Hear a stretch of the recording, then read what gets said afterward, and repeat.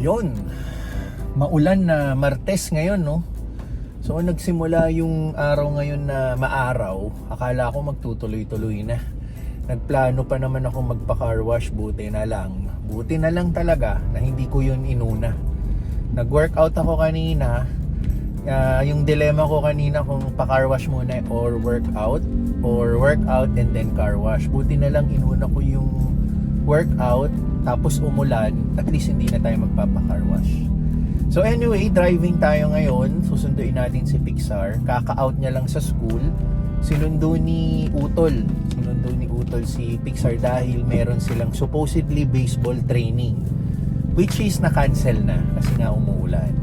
And buti na lang hindi kinancel yung klase nila today. Kasi alam mo naman, konting ulan lang sususpend na agad nila yung klase. Buti na lang tinapos nila yung araw. Total, nandun na rin naman sila sa school. At least, diba, hindi na naman sila makaka-miss out ng mga ilang subjects. So yun nga, susundo lang muna tayo kay Pixar sa utol ko. And then, uwi na. Kasi syempre may pasok na naman bukas. And hopefully may pasok bukas. Dahil pag magtutuloy-tuloy na naman tong ulan na to, may possibility na naman na ma-cancel or masuspend ang kanilang klase. Dito na tayo sa bahay ni Utol. Si Pixar nag-request kung pwedeng 5 o'clock daw kami umalis kasi maglalaro pa sila ni Axe, ang kanyang pinsan.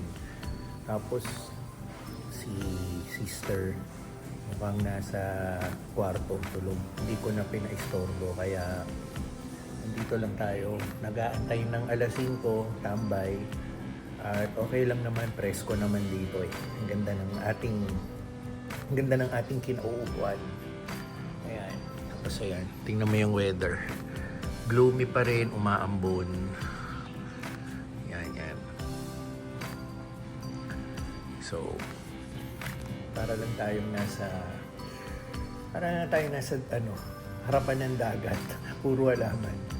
Tapos ma-breeze yung hangin, yung panahon. Kaya okay lang din magantay ng alas 5 bago kami umuwi ni Pixar. Kasi bukas, pasok na naman. Hopefully.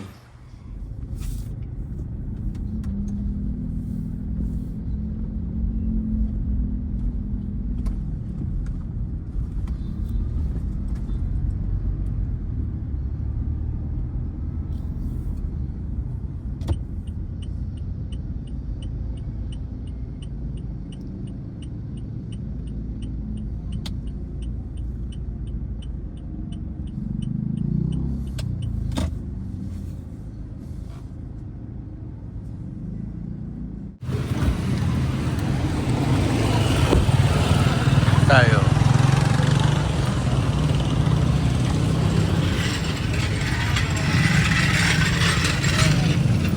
Meron tayong tornilyo. Ito tornilyo eh. Di pa naman. Tagos ka lang. Okay na ba itong parada ko? Dito na kasi tayo sa entrance ng Pilar Village.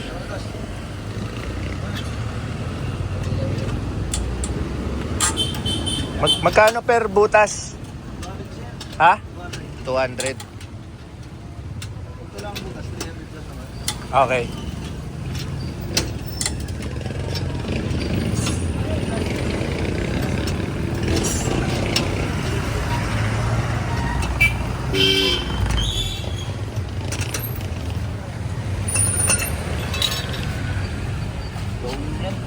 Pero lumambot yan, sir. Tagal naman. Isang linggo na yan yung huli kong bomba. Pero bumababa na yung pressure.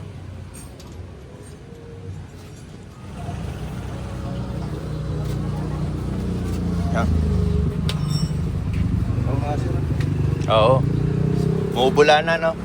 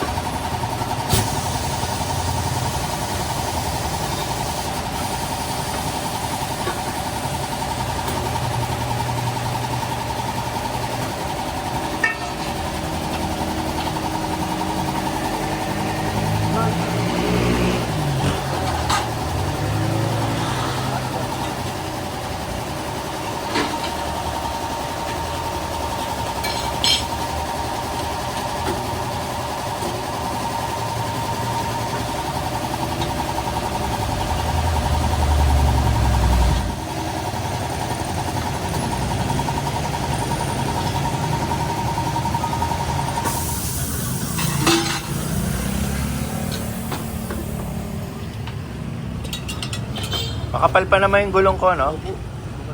Tagal pa yun sir. Oo. Tumagos na nga.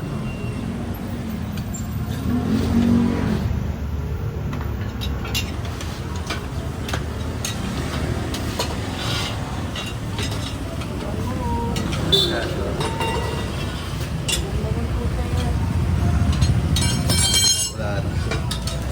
Do straight pa, no? Nakakuha nga, nakayot pa kasi.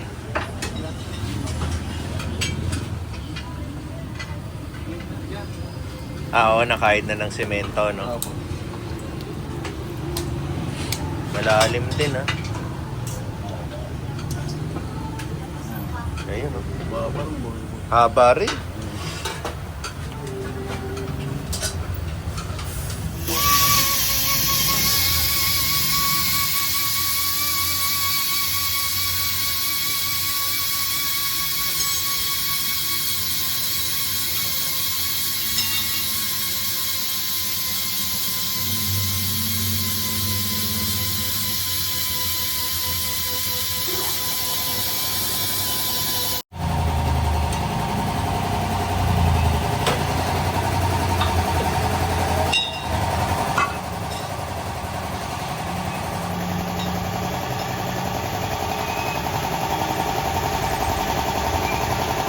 Pwede mo na natin.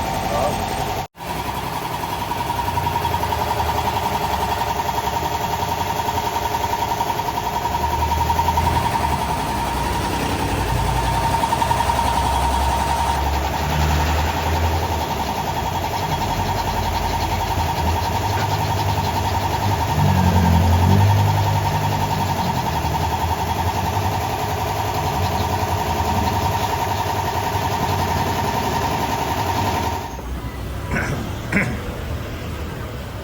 Ayan, pinapalan na.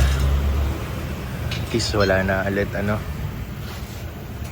Lalabasan ng hangin.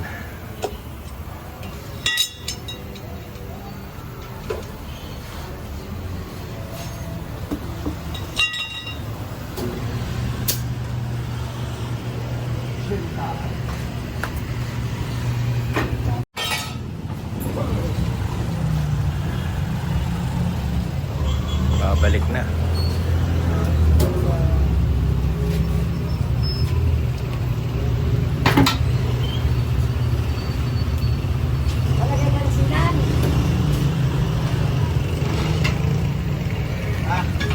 Silang.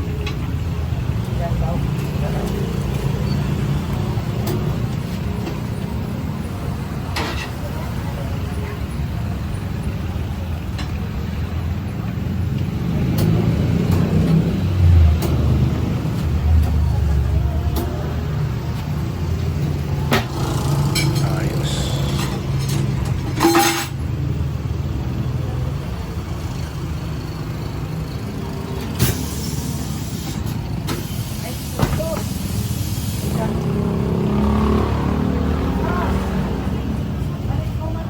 Ayoko pa magpa-carwash.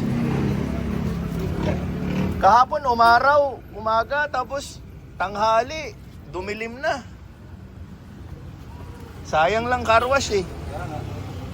Kaya na kung ipapa-wax mo pa. Sana ba kung ipaparada ko na agad eh. Araw-araw yata gamit mo sir. Halos, oo. Hindi, kahit na ba hindi araw-araw eh. Kung tag-ulan na itong linggo, di ba? Ganun din eh.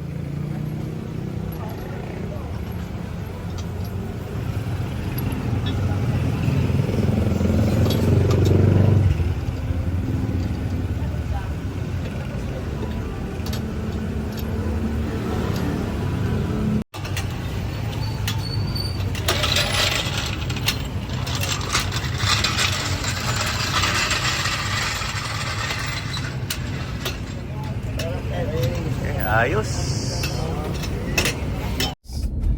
Wala nang ano, butas.